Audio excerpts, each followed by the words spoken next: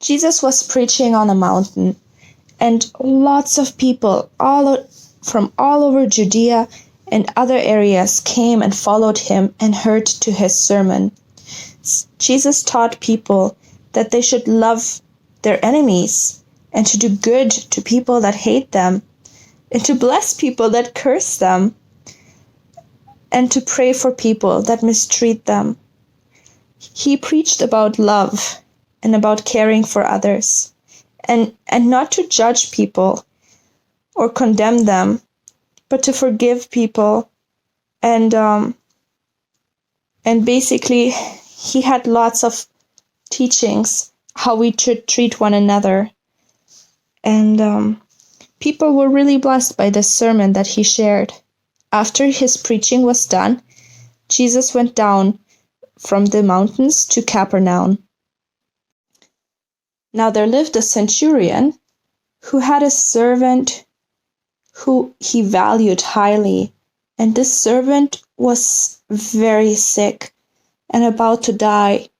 He was paralyzed and in so much pain. When the centurion heard that Jesus was coming, he spoke to some elders of the Jews to ask if Jesus could come and heal his servant. So the elders of the Jews came to Jesus and pleaded with him earnestly, saying, "This man deserves to have this done to him because he loves our nation. He has built our synagogues." And Jesus went with them. However, when they were not far away from the house, the centurion sent friends to him, saying, "Lord, don't trouble yourself, for I do not deserve to have you come under my roof. That is why I didn't even consider myself worthy to come to you. But say the word, and my servant will be healed. For I myself am a man under authority, with soldiers under me. I tell this one, 'Go,' and he goes, and that one, 'Come,' and he comes. I say to my servant, 'Do this,' and he does it." So the young man ran up to Jesus and told him, "I have a message for you, from my Roman friend. He says, don't trouble yourself. He's not worthy to have you under his roof." And he said to just say the word and his servant will be healed, because he also has authority, that when he tells a soldier to come or go or do something, that they do it. When Jesus heard this, he became amazed. Jesus looked at the crowd that was following him, and he said, "I tell you, I have not found such a great faith, even in Israel."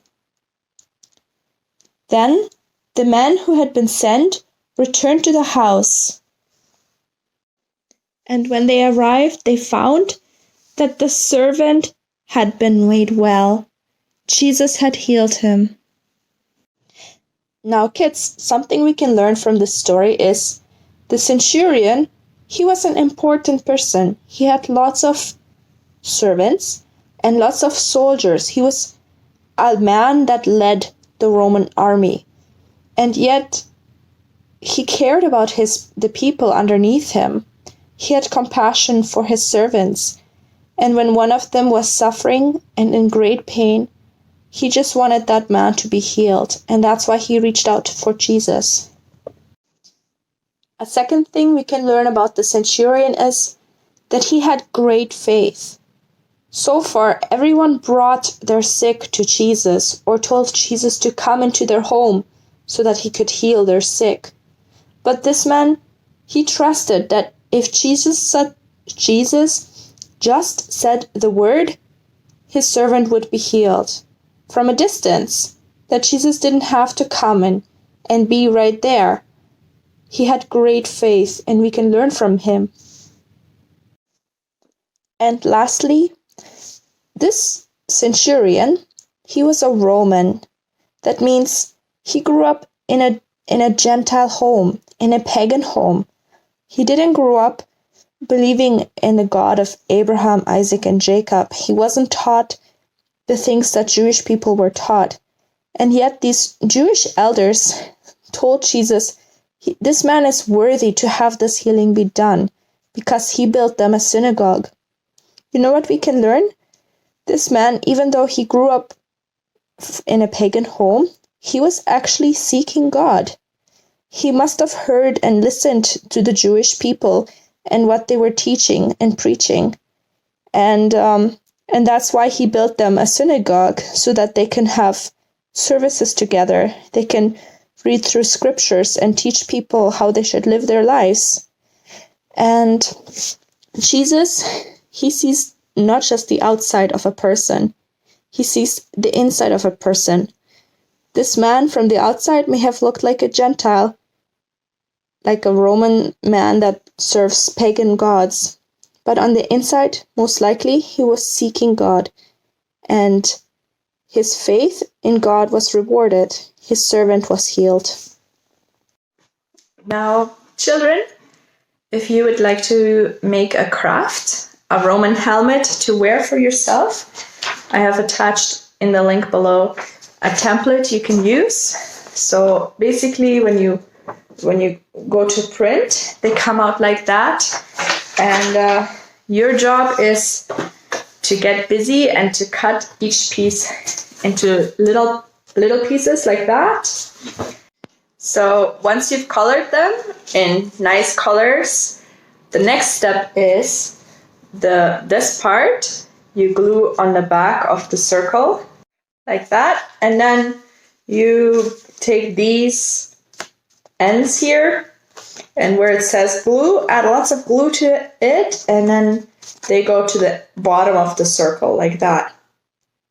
And then the next step is to glue this piece just on the corners. You don't want to glue it in the center, so it sticks out a little bit, has a little bit of a gap there.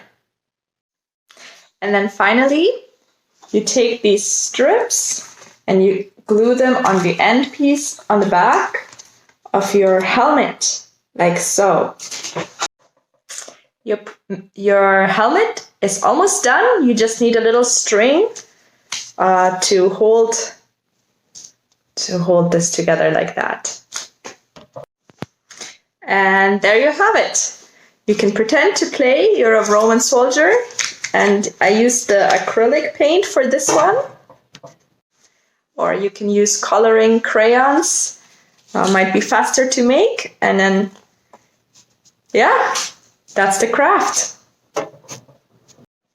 So thank you for listening and have a wonderful day.